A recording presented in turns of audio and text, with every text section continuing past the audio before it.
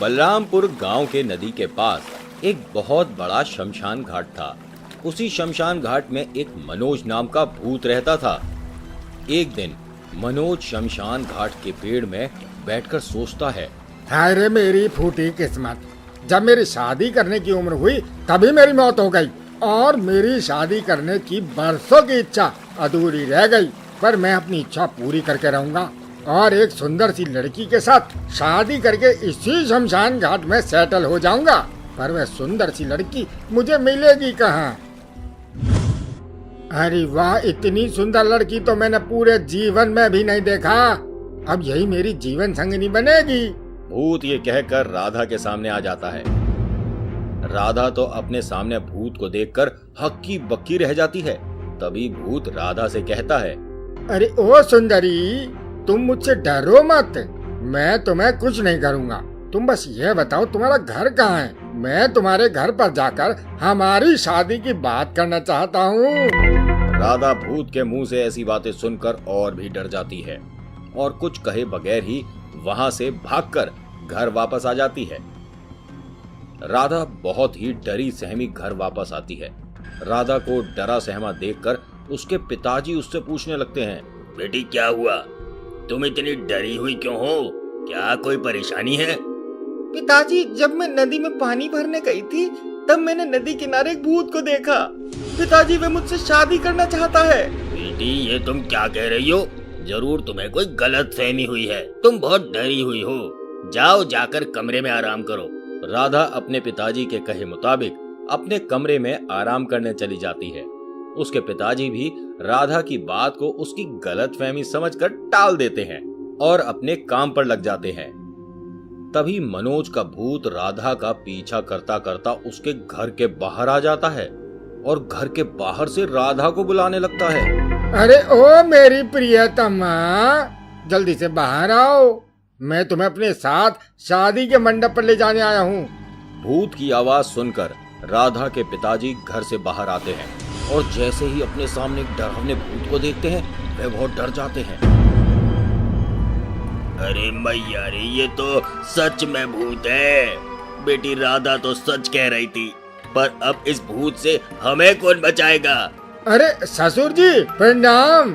आपको मुझसे डरने की कोई जरूरत नहीं है। आप मेरे पिता समान हैं। मैं आपको कुछ करने के बारे में सोच भी नहीं सकता। पर अगर आपने कोई भी चालाकी करने की कोशिश की तो आपकी खैर नहीं। अरे ओ भूत भाई साहब, आपको शमशान घाट में बहुत सारी सुंदर सुंदर चुड़ैल मिल जाएगी। आप उनमें से ही किसी से शादी कर लीजिए, पर मेरी बेटी को बख्श दीजिए। भूत राधा के पिताजी की बात सुनकर बहुत क्रोधित हो जाता है। क्रोध के कारण जोर जोर से चिल्लाने लगता है। भूत की ऐसी डरावनी आवाज सुनकर सभी गांव वाले वहां पर इकट्ठे हो जाते हैं और राधा भी अपने कमरे से बाहर निकल आती है। सभी गांव वालों कान खोल कर सुन लो, मैं राधा को जोर जबरदस्ती यहाँ से ले जाकर भी शादी कर सकता हूँ, पर मैं ऐसा नहीं करूँगा। मैं राधा की सहमति से ही उससे शादी करूँगा। मैं आप सभी गांव वालों को 2 दिन का वक्त देता हूँ। अगर आप लोगों ने राधा को शादी के लिए मना नहीं लिया तो आप सभी की खैर नहीं। मैं एक एक गांव वालों को पकड़ पकड़ कर खा जाऊंगा। भूत ये कहकर वहां से गायब हो जाता है। इधर गांव वाले तो भूत की बातें सुनकर बहुत डर जाते हैं और गांव के मुखिया राधा के पिताजी से कहते हैं, अरे ओ करम जली राधा, तुझे सज सवर के नदी किनारे जाने की क्या जरूरत थी? अब 2 दिन बाद उस डरावने भूत के साथ शादी करके यहाँ से दफा हो जा, नहीं तो लेने के देने पड़ जाएंगे। मुखिया जी, इसमें मेरी क्या गलती है? आप लोग इस समस्या का कोई हल सोचे बगैर ही मुझे बलि का बकरा बना रहे हैं। मैं कभी भी उस कल मुँहे भूत के साथ शादी नहीं करूंगी। आप लोगों को जो करना है वे कर लीजिए। राधा ये कहकर अपने कमरे में चली जाती है। तभी मुखिया राधा के पिताजी से कहते हैं, अरे वह बंदर जैसी शक्ल वाले इंसान, तेरी बेटी की जुबान तो कैंची की तरह चलती है। उस भूत ने एक भी गांव वालों पे हमला किया तो देख लेना मैं तुम बाप बेटी का क्या हाल करूंगा। पर मुखिया जी, गांव वालों को बचाने के खातिर मैं अपनी बेटी का बलिदान नहीं कर सकता। हम उस भूत के साथ राधा की शादी करने की बजाय उस भूत को खत्म करने का कोई और रास्ता भी तो निकाल सकते हैं। अरे योगेंद्र जैसी अकल वाले इंसान, तुम दोनों बाप बेटी हम सभी गांव वालों को मरवा कर ही दम लोगे। मैं कुछ नहीं जानता। 2 दिन बाद उस भूत के साथ हम राधा की शादी करवा रहे हैं। मुखिया ये कहकर वहां से अपने घर चला जाता है। राधा के पिताजी तो भूत के साथ राधा की बात सोचकर ही डर से कांप जाते हैं। तभी कुछ देर बाद राधा अपने कमरे से निकलकर पिताजी से कहती है, पिताजी, मैं उस भूत से शादी करने के लिए तैयार हूँ, पर मैं एक बार तांत्रिक बाबा के पास जाना चाहती हूँ। बेटी, मैं कैसे उस डरावनी शक्ल वाले भूत के साथ तुम्हारी शादी करवाने के लिए राजी हो जाऊं? और एक दिन में ही तुम्हें मार डालेगा और तुम तांत्रिक बाबा के पास जाने की बात कर रही हो। जब तक तुम्हारी शादी नहीं हो जाती ये गांव वाले हमें घर से बाहर भी निकलने नहीं देंगे। तांत्रिक के पास जाना तो दूर की बात है। पिताजी, मैं कुछ नहीं जानती। आपको कोई ना कोई रास्ता तो निकालना ही होगा। तांत्रिक बाबा के पास जाकर ही मैं उस भूत के चंगुल से बाहर निकल सकती हूँ। राधा के पिताजी भी राधा की पूरी बात समझ जाते हैं। आधी रात को जब सभी गांव वाले चैन से अपने घर में सो रहे होते हैं, तभी राधा और उसके पिताजी तांत्रिक के पास जाने के लिए रवाना हो जाते हैं। कुछ दूर जाते ही उन्हें तांत्रिक की कुटिया दिखाई देती है। राधा तांत्रिक के पास जाकर कहने लगती है, बाबा, मैं बहुत बड़ी मुसीबत में हूँ, आप मेरी मदद करिए। ओम फट स्वाहा, ओम फट स्वाहा। पर बेटी, तुम्हारी समस्या क्या है? मैं समस्या जाने बगैर तुम्हारी कोई भी मदद नहीं कर सकता। बाबा, हमारी नदी किनारे शमशान घाट का एक भूत मुझसे शादी करना चाहता है। अगर मैं उससे शादी करने के लिए राजी नहीं होती तो वह हमारे साथ साथ पूरे गांव वालों को मार डालेगा। अब आप ही हमारी मदद कीजिए। सच में बेटी, ये तो बहुत ही बड़ी समस्या है, पर उस भूत से मुझे नहीं तुम्हें सामना करना होगा और उसके कहे मुताबिक ही तुम उससे शादी करोगी।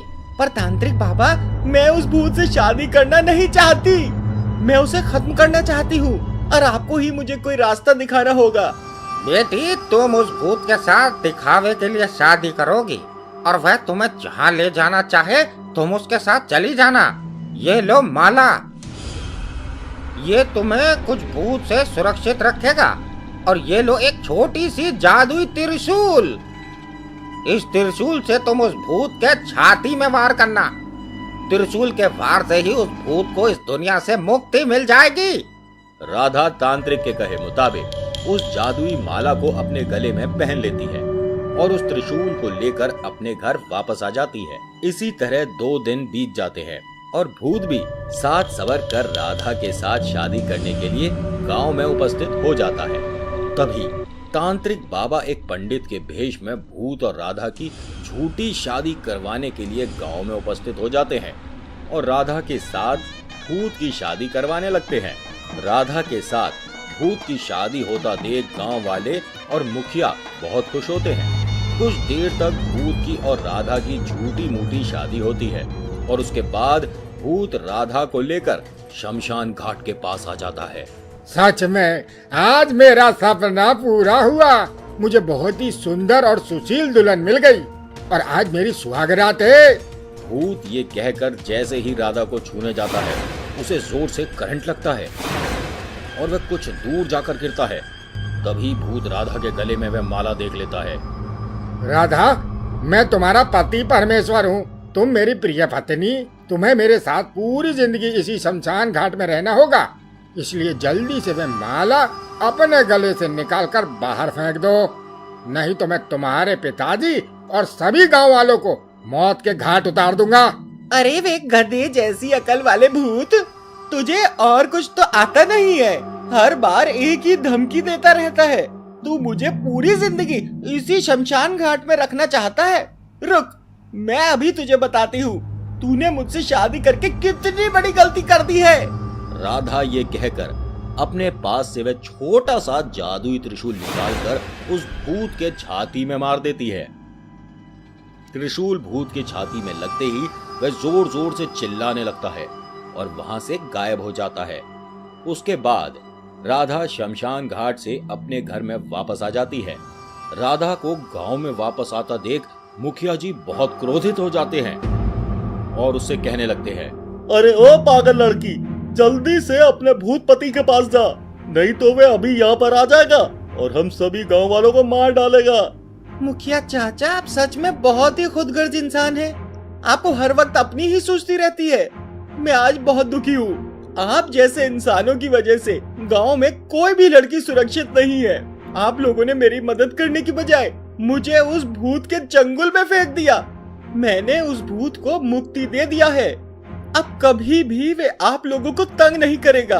पर मुझे आप लोगों से एक सीख जरूर मिली है, अपने अपने होते हैं और पराए पराए। राधा ये कहकर अपने कमरे में चली जाती है। मुखिया और गांव वालों को भी अपनी इस बर्ताव के वजह से बहुत पछतावा होता है और वह भी दुखी होकर अपने अपने घर चले जाते हैं। बिलासपुर गांव में चंपा नाम की एक धोबन अपने पति महेश के साथ रहती थी। चंपा गांव के लोगों के कपड़े धोकर उस पैसों से घर चलाती थी, पर महेश कोई भी काम नहीं करता और चंपा के पैसों से मुफ्त की रोटियां तोड़ता। एक दिन चंपा महेश से कहती है, आप पूरे दिन घर पर बैठे रहते हैं और मुझे गांव में सभी लोगों के पास से कपड़े लाकर फिर उसे नदी में धोने जाना पड़ता है। इस तरह हर रोज काम करते करते मेरी तबीयत भी ठीक नहीं रहती। कुछ ज्यादा पैसा भी हाथ नहीं आता। अगर आप कोई काम धंधा कर लेते तो बहुत अच्छा होता।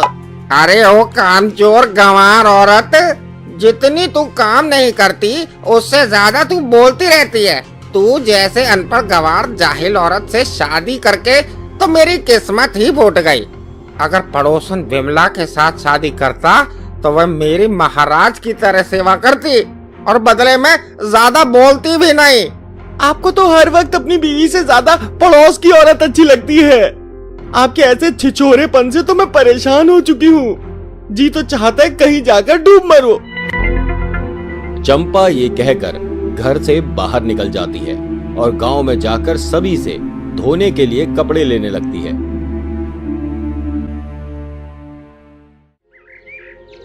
चंपा रोहन नाम के एक इंसान के पास जाती है और उसके घर का दरवाजा खटखटाने लगती है।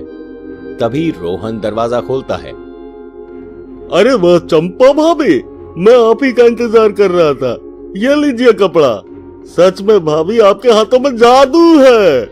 आपके हाथ लगते ही पुराने कपड़े भी जैसे नए बन जाते हैं। बाबूजी, आप थोड़ा ज्यादा ही मेरी तारीफ करते हैं। ठीक है, मैं अभी चलती हूँ। मुझे और कई घरों पर जाना है। चंपा ये कहकर रोहन के घर से बाहर निकल जाती है और गांव में घूम घूम कर धोने के लिए कपड़े इकट्ठे करने लगती है और उसके बाद सभी कपड़ों को लेकर गांव से सीधा नदी किनारे जाती है और उन कपड़ों को धोने लगती है। तभी उसे एक शर्ट के जेब से 100 का नोट मिलता है। अरे वाह, 100 रुपए! 10 लोगों के कपड़े धोने पर भी मुझे इतना पैसा नहीं मिलता। सच में आज का दिन बहुत अच्छा है। चंपा ये कहकर वह 100 रुपए ले लेती है और कुछ देर तक नदी में कपड़े धोकर वापस आ जाती है। घर वापस आते ही चंपा का पति महेश चंपा से कहता है, क्या रे करमजली, क्या तुझे मेरा ख्याल नहीं है? मैं कब से भूखा प्यासा बैठा हूँ। जल्दी से जाकर खाना बना कर ला। हाय रे मेरी फूटी किस्मत! मेरे माता पिता ने नास पीटे के साथ मेरी शादी कर दी, मेरी जिंदगी बर्बाद कर दी है। इस छुछुंदर मुंह इंसान को हर वक्त सिर्फ खाने की ही पड़ी रहती है। उसके बाद चंपा अपने काम करने लग जाती है। दूसरे दिन सुबह हर बार की तरह चंपा सभी लोगों के घर से कपड़े धोने के लिए नदी में लाती है। अगर किसी के जेब से उसे कुछ पैसे मिलते, उसे लौटाने की बजाय कुछ पैसों को ले लेती। इस तरह धीरे धीरे चंपा बहुत लालची बन जाती है और लोगों के घर से कीमती सामान भी कपड़े के अंदर छुपाकर चोरी कर लेती और घर में कहीं छुपाकर रख देती।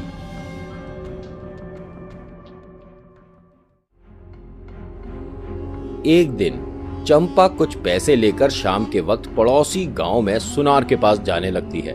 तभी वहां पर कालू नाम का एक चोर आ जाता है।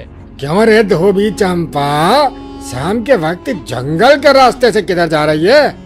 तू जानती नहीं है ये मेरा इलाका है। जल्दी से तेरे पास जो भी पैसे हैं बाहर निकाल, नहीं तो अभी तेरे यमलोक का टिकट काट दूंगा। अरे वे बंदर जैसी शक्ल वाले चोर, मैं कोई लाचार औरत नहीं हूँ। कपड़े धो धोकर मेरे हाथ भी तलवार जैसे बन गई है। मेरे एक ही बार में तेरी खटिया खड़ी हो जाएगी।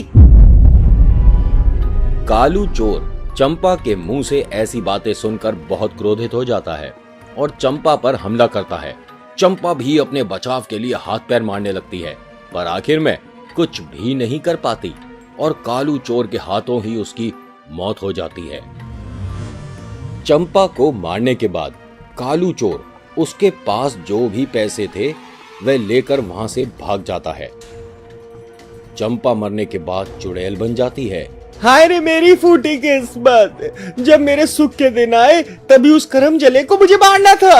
अब उस कलबूहे की खैर नहीं। वह चमगादड़ जैसा इंसान जहाँ दिख जाएगा वहीं पर उसे चबा चबा कर खा जाऊंगी। चुड़ैल जंगल में इधर उधर कालू चोर को ढूंढने लगती है। कुछ देर बाद चुड़ैल देखती है कालू एक पेड़ के नीचे बैठकर सो रहा था। अरे ओ करम जले बंदर जैसी शक्ल वाला इंसान, मुझे मारकर तू कुंभकर्ण की तरह सो रहा है। चल तुझे 7 जन्मों के लिए सुला देती हूँ। अरे बाप रे, दादा रे, ये चुड़ैल कहाँ से टपक पड़ी? अभी चुड़ैल तो मुझे कच्चा ही चबा जाएगी। काला चोर जैसे ही वहां से भागने की कोशिश करता है, चुड़ैल उसे पकड़कर नोच नोच कर खा लेती है। उसके बाद चुड़ैल वहां से अपने घर की तरफ जाती है। घर में जाकर चुड़ैल देखती है महेश ने पड़ोसन विमला के साथ दूसरी शादी कर ली है और उसके चुराए हुए सामानों को बेचकर चिकन बिरयानी खा रहे हैं। अरे ओ मेरी चम्मक छल्लू, खाओ, पेट भरकर खाओ। तुम्हारे पतिदेव ने तुम्हारे लिए मंगवाया है। अगर और कुछ खाने की इच्छा हो तो बोल देना। चुड़ैल तो महेश के मुंह से ऐसी बातें सुनकर और भी क्रोधित हो जाती है और उन दोनों के सामने आकर खड़ी हो जाती है। क्यों रे नास पीटे करम चले इंसान, सच में तू इंसान नहीं एक जानवर है। मैं सोच रही थी मेरे मरने के बाद गम के सागर में डूबा हुआ है, इधर मेरे मरने के साथ साथ तू अपने लिए दूसरी पत्नी ले आया और मेरे चुराए हुए सामानों को बेचकर चिकन बिरयानी खिला रहा है। सच में तुम जैसे आदमियों पर भरोसा करना ही पाप है। चुड़ैल ये कहकर महेश का गला पकड़ती है और उसका गला दबाकर उसे मार देती है। ये सभी आदमी एक जैसे होते हैं। इन लोगों को सबक सिखाने में ही हमारी भलाई है। उसके बाद से चुड़ैल नदी के पास एक पेड़ पर बैठी रहती और जो कोई इंसान नदी के पास से गुजरता चुड़ैल उसे पकड़कर नोच नोच कर खा जाती। चुड़ैल हर दिन एक एक इंसान को अपना भोजन बनाती। चुड़ैल का आतंक इतना बढ़ जाता है कि उसके आतंक से बचने के लिए गांव वाले नदी किनारे जाना ही बंद कर देते हैं। ये सभी गांव वाले मुझसे बचना चाहते हैं, पर मैं भी इन लोगों को छोड़ने वाली नहीं हूँ। दूसरे दिन शाम के वक्त चुड़ैल अचानक एक सुंदर लड़की बन जाती है और एक कपड़े की पोटली लिए गांव की तरफ चल देती है। कुछ दूर जाते ही उसे रोहन का घर मिलता है। सुंदर लड़की रोहन के घर का दरवाजा खटखटाने लगती है।